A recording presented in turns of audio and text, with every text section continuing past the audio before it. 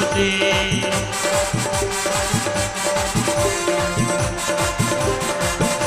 जय हो।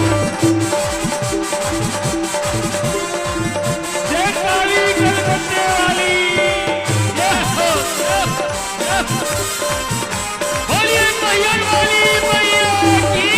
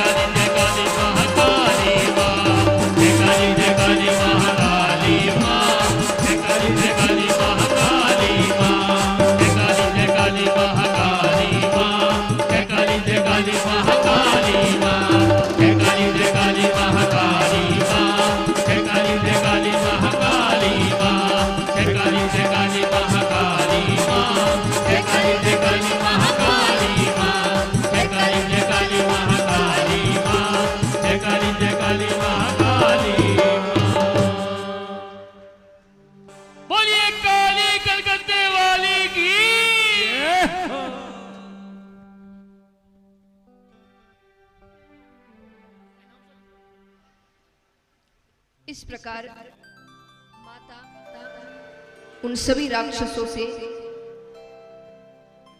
युद्ध करती है, भरत जी को उठाती है, उनके सर पर हाथ रखती है और ज्ञान उनके मस्तक पर प्रवेश करता है।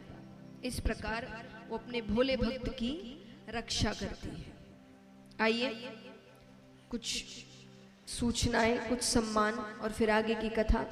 सभी से निवेदन है शांति से अपने स्थान पर बैठे रहें।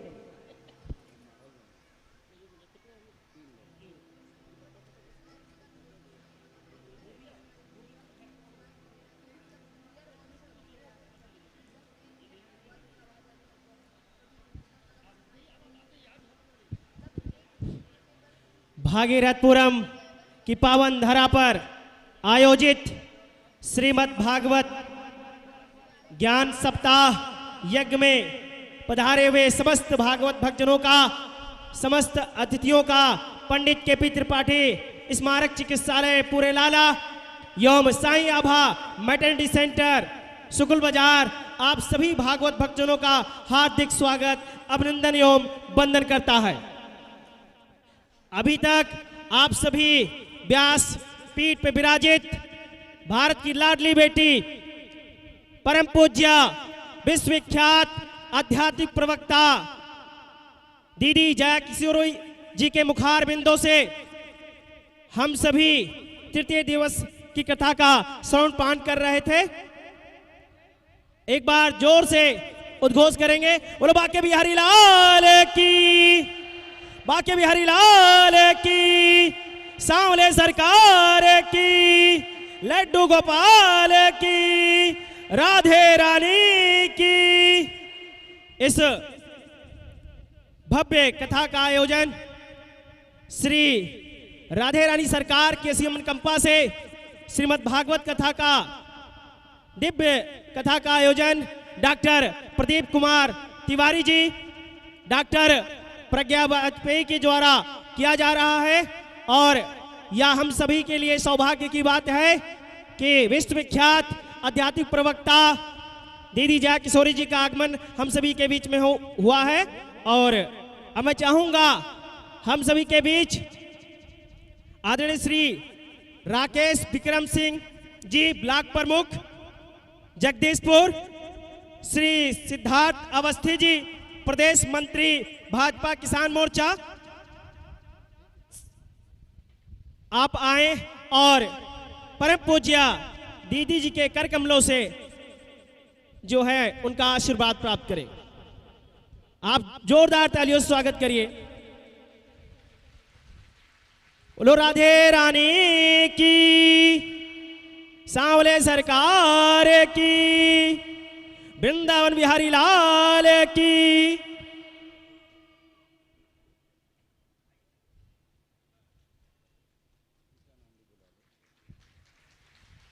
हम सभी के बीच उपस्थित आदरणीय डॉक्टर अंकित चतुर्वेदी जी कृपया कर मंच पे आ जाएं और परम पूज्य दीदी जी के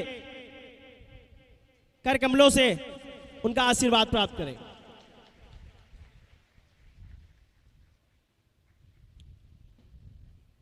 इस भव्य कथा का आयोजन डॉक्टर प्रदीप तिवारी जी, डॉक्टर प्रज्ञा वाजपेयी के द्वारा की जा रही है और हम सभी विश्वविख्यात आध्यात्मिक प्रवक्ता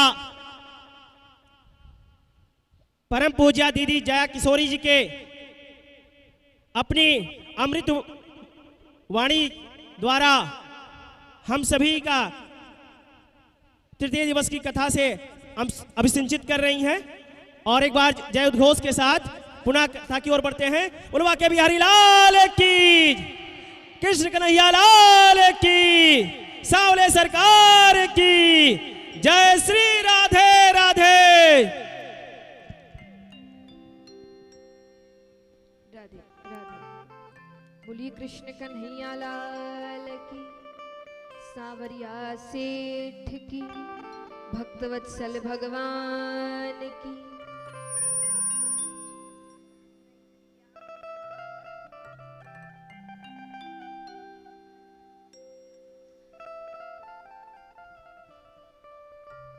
आइए, इस प्रकार भरत जी की कथा आती है। इसी वंश में गया नामक राजा हुए।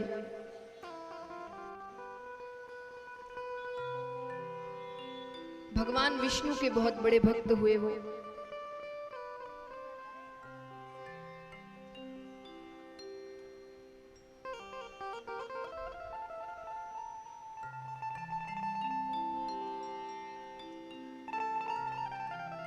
तो गया नामक राजा भगवान विष्णु के बहुत अच्छे भक्त हुए।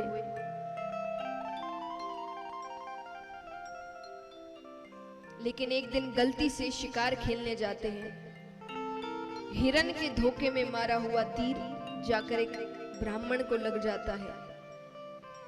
मरते मरते वो श्राप देते हुए जाते हैं कि तुम राजा हो लेकिन कार्य तुमने असुरों वाले किए, तो मैं तुम्हें श्राप देता हूं, तुम असुर योनि को ही प्राप्त हो जाओ।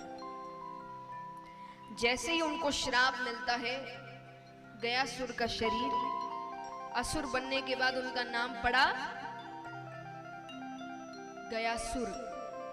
गयासुर का शरीर 5 कोस तक फैल गया। लेकिन जो भगवान के भक्त होते हैं ना, उनकी बुद्धि जल्दी से भ्रष्ट नहीं होती। उन्हें ऐसा लगा कि ये रूप देखकर प्रजा डर जाएगी, तो वो वापस अपने राज्य नहीं गए।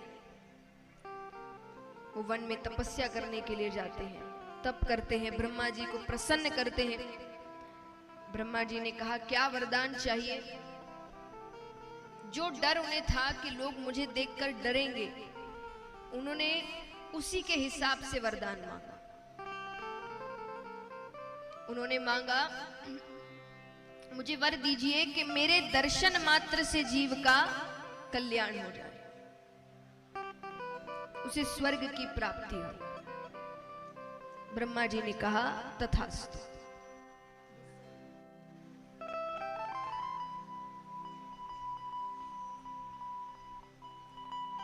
अब यहां पर वो अपने राज्य वापस आ गए। अब बात आग की तरफ फैलती है। सबको पता चला कि गयासुर के दर्शन मात्र से स्वर्ग की प्राप्ति हो रही है। पापियों की मौज थी,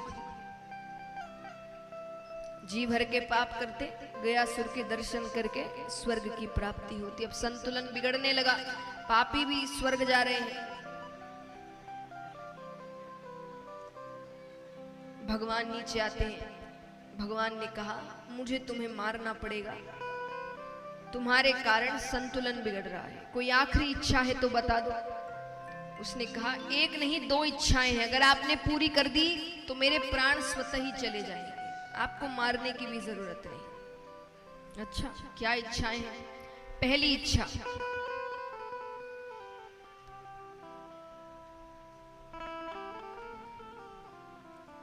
पहली इच्छा गयासुर मांगते हैं कि मेरे स्थान पर आकर कोई भी कह दे कि हे भगवान मेरे पितृेश्वरों को मुक्ति प्रदान करिए, तो आप उनके पितृेश्वरों को मुक्ति प्रदान करेंगे। ये इसीलिए खास करके था कि श्राद्ध इत्यादि करने से मुक्ति मिल जाती है, पर कोई अगर ना कर पाए, ना समर्थ ना हो, तो वो सिर्फ इतना गया में जाकर कह दे कि हे भगवान मेरे पितृेश्वरों को मुक्ति प्रदान करिए, तो भगवान उनके पितृेश्वरों को मुक्ति प्रदान करते हैं। और उस वक्त गयासुर पर एक यज्ञ हो रहा था। उसने कहा ये यज्ञ करते वक्त जितने भी देवी देवता मुझ में निवास कर रहे हैं, और जब तक सूरज चांद रहेंगे मुझ में निवास करेंगे।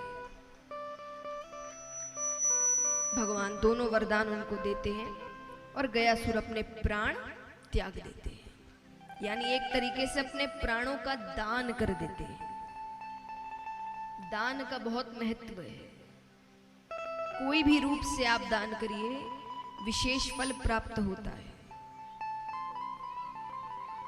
क्योंकि दान केवल धन से नहीं होता, तन मन धन से होता है। जिसके पास धन नहीं वो तन की सेवा कर सकते हैं, जिसके पास धन है वो धन की सेवा करते हैं, जिसके पास दोनों नहीं वो मन से यानी जिसके पास धन है या तन है उनको प्रेरित करना, ये भी एक सेवा है। तो जिस भी रूप में हो सके सेवा करनी है, क्योंकि यही चीजें वापस जाएंगी। मैंने कल भी कहा था ना कि 10 दिन घूमने जाते हैं, उसके लिए इतनी तैयारियां करते हैं। ऊपर जाने की तैयारी कितनों ने की है? कोई तैयारी नहीं है ऊपर जाने की, सिर्फ संसार को खुश करने में लगे हैं, रिश्तेदारों को खुश करने में लगे हैं, जबकि ये कोई साथ निभाने वाला नहीं। सब सुख में साथ रहते हैं, दुख में छोड़कर चले जाते हैं। कहते हैं कि एक सेठ जी थे,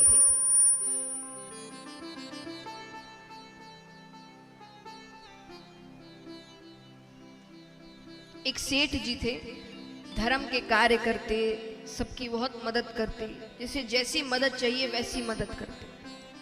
तो सेठ जी की बिल्ली मरी। कौन मरा? कौन? सेठ जी की बिल्ली मरी तो पूरा गांव आया। बैठक होती है ना, उन्होंने बिल्ली के लिए बैठक रखवाई थी। तो सेठ जी की बिल्ली मरी तो पूरा गांव आया, और सेठ जी मरे तो एक भी नहीं आया।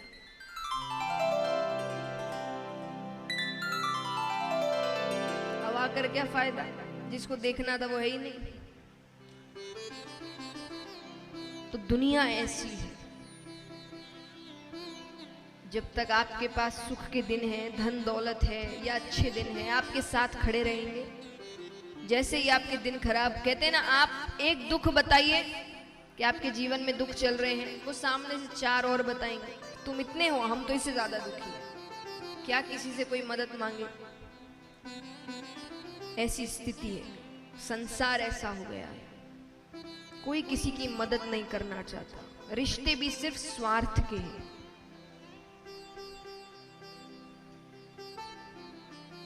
एक छोटी सी कविता सुनाती हूं। कविता कहिए, गाना कहिए, सबने सुना होगा, काफी पुराना है।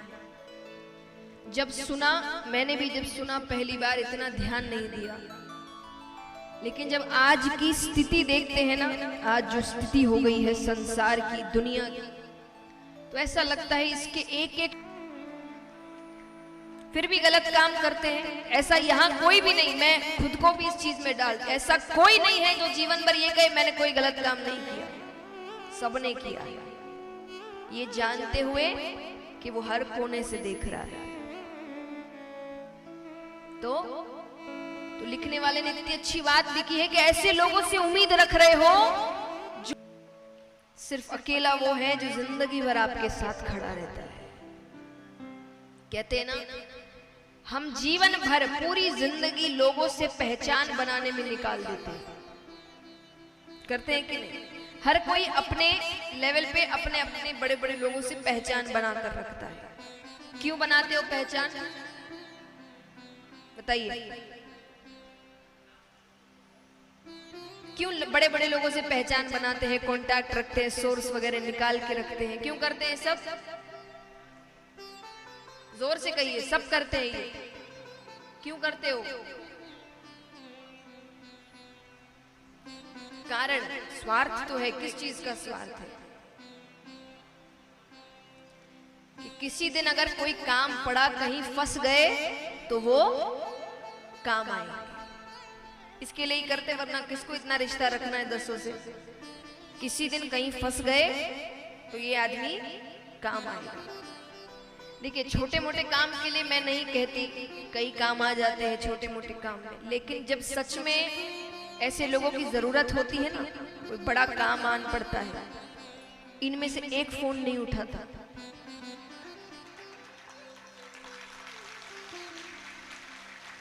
इनमें से एक भी फोन नहीं उठाता। तब कौन काम आता है? जिससे पहचान बनाने में हम 1 मिनट नहीं देते।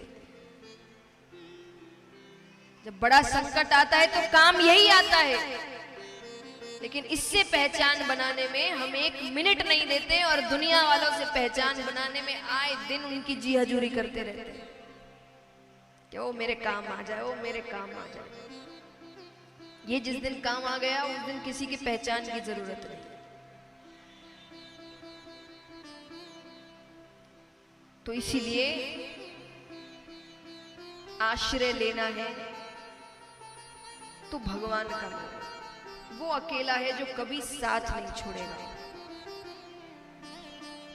वो आपका कोई काम नहीं भी करेगा तो इसीलिए नहीं करेगा क्योंकि उसको पता है वो काम आपके लिए अच्छा नहीं।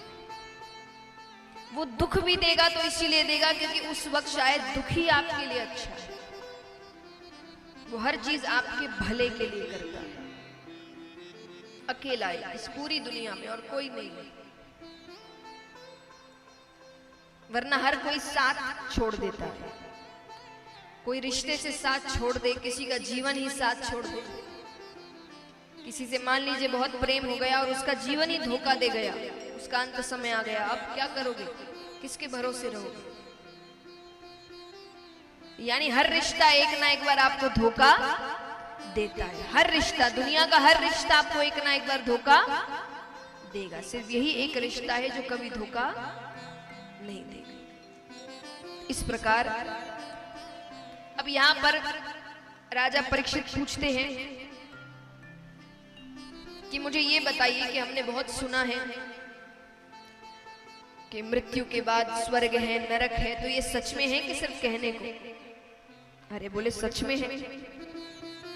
तो बोले कैसे है, वहां क्या होता है, किस प्रकार के दंड दिए जाते हैं?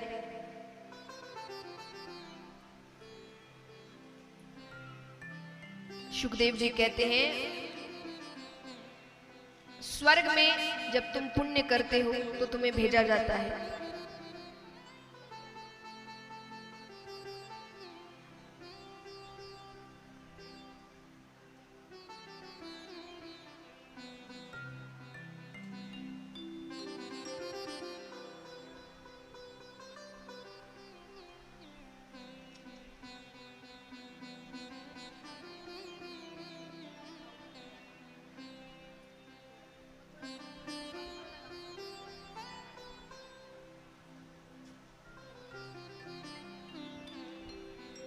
तो यहां पर वो पूछते हैं कि स्वर्ग नरक में क्या होता है। उन्होंने कहा स्वर्ग में तुम पुण्य करते हो तो तुम्हारी इच्छाएं पूरी की जाती है। नरक में क्या होता है? बोले नरक एक दो नहीं, कुल 28 नरक लोग हैं। कितने? तो वहां कैसे दंड दिए जाते हैं? बोले जैसा पाप करो वैसा दंड मिलता है। बोले मतलब जरा बताइए। अब मैं आपको उदाहरण स्वरूप बता रही हूं, असली दंड नहीं। मान लीजिए घर के डस्टिंग का कपड़ा है। किसका? डस्टिंग यानी सिर्फ झाड़ना।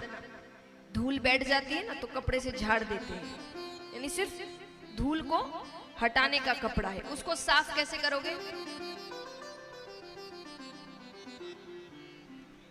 पानी में धो के, थोड़ा सा पानी में धोएंगे और वो साफ हो जाएगा।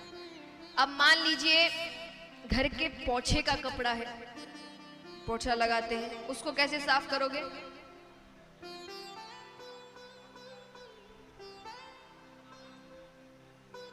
साबुन का इस्तेमाल होगा, अलग अलग साबुन आते हैं कपड़े धोने के लिए, तो उसका इस्तेमाल होगा। थोड़ा उसको थोड़ा खूब निचोड़ा जाएगा, तब जाके वो साफ होगा। अब मान लीजिए घर के चौके का कपड़ा है, रसोई घर का, जिसमें तेल की चिकनाई है, उसको कैसे साफ करोगे? गरम गरम पानी में डाला जाएगा, फिर कॉस्टिक सोडा इत्यादि डाला जाएगा, खूब कूटनी से पीटा जाएगा, खूब निचोड़ा जाएगा, तब जाके वो, तो जैसा कपड़ा वैसी सफाई, जैसे पाप वैसा दंड। अब ये सब सुन के तो राजा परीक्षित बहुत डर गए। राजा परीक्षित कहते कि प्रभु ऐसा भी कोई रास्ता है क्या कि जीव पाप भी करे और नरक भी ना जाए?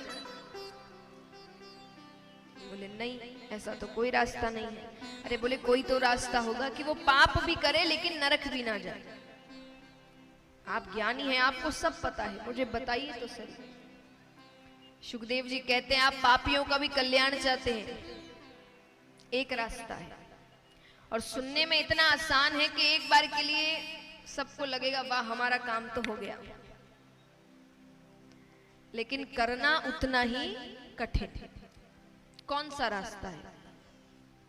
सुखदेव जी कहते हैं अंत समय में अगर मुख में भगवान का नाम आ जाए तो वो जीव नरक नहीं जाता। कितना आसान है ना सुनने में। क्या है, ले लेंगे भगवान का नाम अंत समय में, लेकिन जन्म जन्म मुनि जतन कराही, अंत राम कही आवत नहीं। पहली चीज तो मृत्यु के समय अत्यंत पीड़ा होती है, उससे ध्यान नहीं हटता, और उससे ध्यान हट जाए तो ध्यान कहाँ जाता है? बच्चे से मिल लूं, पति से मिल लूं, पत्नी से मिल लूं, माँ से मिल लूं, बाप से मिल लूं, इससे मिल लूं, उससे मिल लूं। भगवान तो दूर दूर तक किसी के ख्यालों में नहीं आते। अब यहाँ पर राजा परीक्षित, क्योंकि अब सांसारिक है और संसार में तो जब तक प्रूफ ना हो तब तक आपको सच्चा नहीं माना जाता है ना। हर चीज का आपको प्रूफ लाके देना पड़ता है, वरना आप सच्चे नहीं हैं। तो उसने कहा कि आप जो कह रहे हैं ऐसा किसी के साथ हुआ है तब मैं मानूं कि ये बात सच्ची है। तब शुकदेव जी कहते हैं जरूर हुआ है। कन्नौज नगरी में एक ब्राह्मण रहते थे, उनके एक बालक था, उसका नाम था अजामिल। बचपन में तो थोड़े अच्छे संस्कार दिए, लेकिन एक बार खेलते खेलते वन की ओर जाते हैं। वन में उन्होंने एक शूद्र दंपत्ति को संभोग करते हुए देखा। बुराई मन में प्रवेश कर गई। अब एक बुराई आ जाए ना तो वो अपने भाई बंधुओं को बुला ही लेती। धीरे धीरे सारे अवगुण आने लगे उसमें। यहाँ पर माता पिता की मृत्यु हो गई, चोरियां उसकी डकैतियां बनती गई, कई स्त्रियां उसके साथ घर पर आ गई। उसी नगरी में एक बार एक संत, एक ऋषि 100 वर्षों की तपस्या करके उठते। उनको एक रात गुजारनी थी, तो उन्होंने नगर में पूछा कि यहाँ पर किसी ब्राह्मण का घर है क्या। उन्होंने कहा घर तो है, पर वो ब्राह्मण कहलाने लायक नहीं है।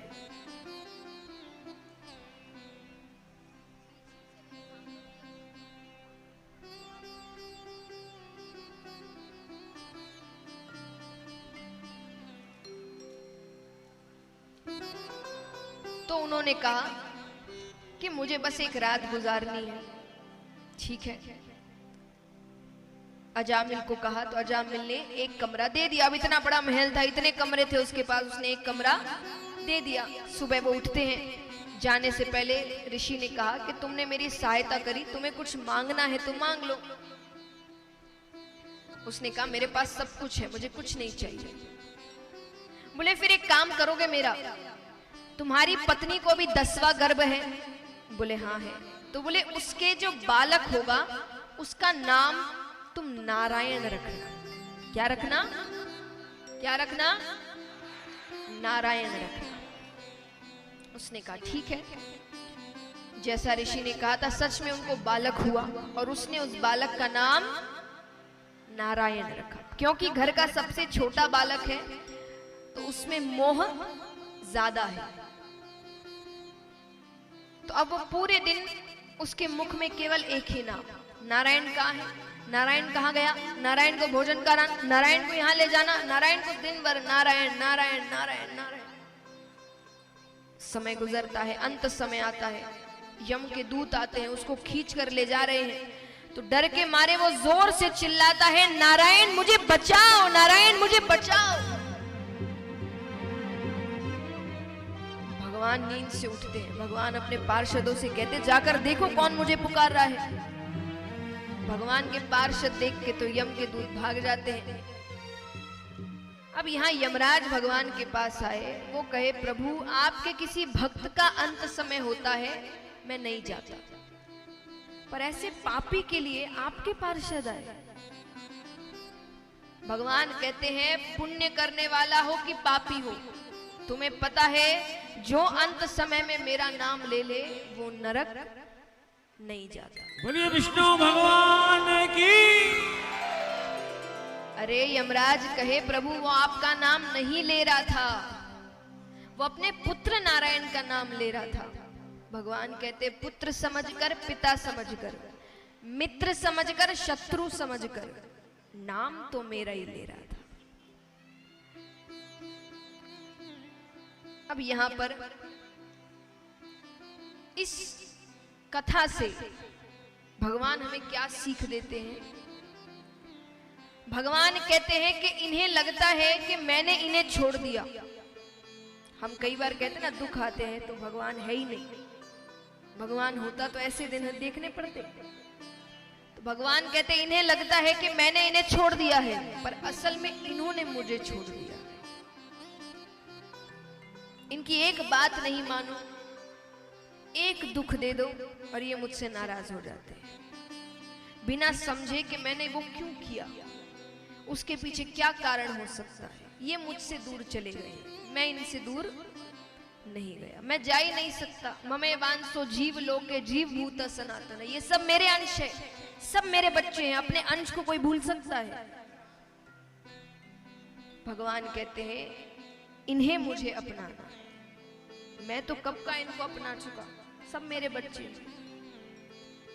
हमें ही भगवान को अपनाना है, क्योंकि योग्यता में वो ताकत नहीं जो ताकत अपनेपन में है। भगवान को मेरी नजर में अपना बनकर पुकारा। एक सेठ जी है, उनकी कंपनी में एक लड़का काम करता है, पढ़ा लिखा है, ईमानदार है, मेहनती है। वो महीने के 60 से 70 हजार कमाता है शुरुआती दिनों में, अच्छी कमाई है। वहीं पर सेठ जी का पुत्र है जो इतना अयोग्य है, जिसको कोई महीने के 100 रुपये भी ना दे। कितने? 100 रुपये भी, इतना अयोग्य। लेकिन जब सेठ जी की मृत्यु होती है तो सेठ जी की पूरी जायदाद किसके पास जाती है? उस कर्मचारी के पास। किसके पास? बेटे के पास। क्यों? क्योंकि वो अपना है। इसलिए योग्यता में वो ताकत नहीं जो ताकत अपनेपन में है। अपना बनकर पुकारो। हमें भी भगवान को अपना बनकर पुकारना है।